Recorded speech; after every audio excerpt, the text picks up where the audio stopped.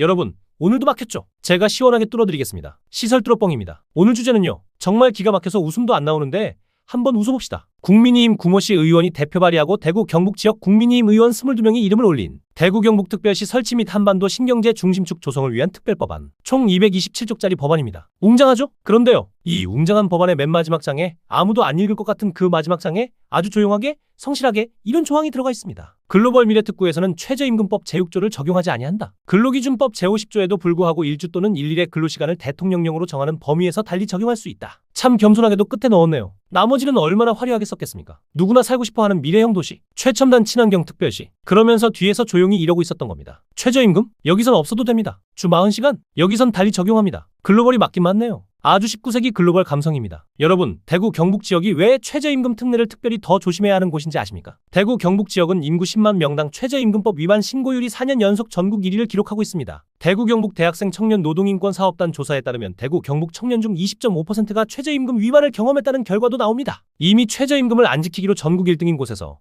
이제 법으로 안 지켜도 된다고 못을 박으려는 겁니다. 비유하자면요. 불법 주차 과태료 1위 동네에다가 이 골목은 주차 금지 없음 현수막 붙이는 격입니다. 범죄를 단속하는 게 아니라 범죄를 합법화하는 겁니다. 우리 시설관리 종사자분들, 아파트 기정기사, 소형 빌딩 설비팀, 격일제 근무자분들, 2026년 최저임금 시간당 1030원 209시간 기준 월 209만 6270원. 이게 상한선이 아닙니다. 우리에게는 하한선, 즉 마지노선입니다. 상당수가 최저임금에 맞닿아 있는 구조입니다. 최저임금 적용이 제외되면 그 순간 현장 기사 월급은 깎일 수 있습니다. 그리고 이번엔 핑계가 생겼습니다. 특구라서 가능합니다. 이 말 한마디가 탄생하는 겁니다. 신규 채용 공고 단가 하락, 재계약 시 임금 동결 압박, 법도 그렇게 되어 있잖아요. 한마디로 끝. 현장 나오신 분들 아시잖아요. 격일제 24시간 근무의 휴게 시간이 12시간이라고요. 그런데 현장을 벗어날 수가 없습니다. 법원은 이미 이런 경우를 근로시간으로 봐야 한다고 판결했습니다. 쉬는 척, 실제로는 일하는 구조입니다. 노동계는 근로시간 규제 완화가 장시간 과로노동을 가능하게 해 노동자 건강권을 심각하게 위협하는 조항이라고 지적하고 있습니다. 규제가 느슨해지면 어떻게 됩니까? 실근로는 늘고 시간당 수당은 줄고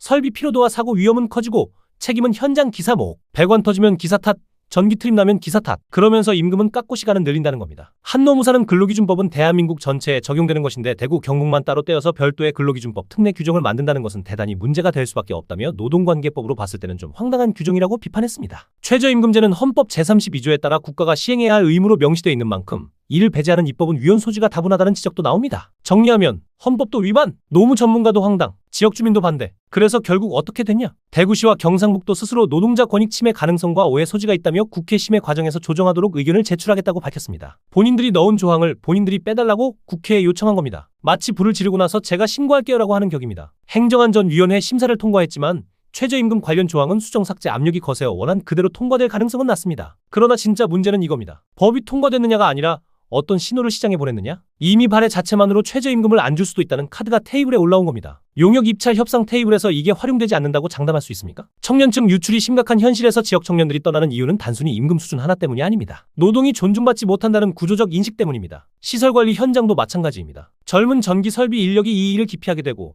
남는 건 고령화된 현장, 그리고 설비 품질 저하와 사고 위험. 그 책임은 또 현장 기사에게 돌아오겠죠. 글로벌 미래특구라는 이름은 정말 미래지향적입니다. 어느 시대의 미래인지가 문제일 뿐 여러분의 마지노선은 법이 만든 하한선 위에 서 있습니다. 그 선을 흔들려는 시도가 있다면 우리는 알고 있어야 합니다. 이게 어떤 방향으로 가는지, 그 신호가 현장에 무엇을 의미하는지, 현장의 목소리가 가장 중요합니다. 댓글로 여러분 생각 남겨주세요. 구독과 알림 설정 부탁드립니다. 이상 시설 뚫어뻥이었습니다.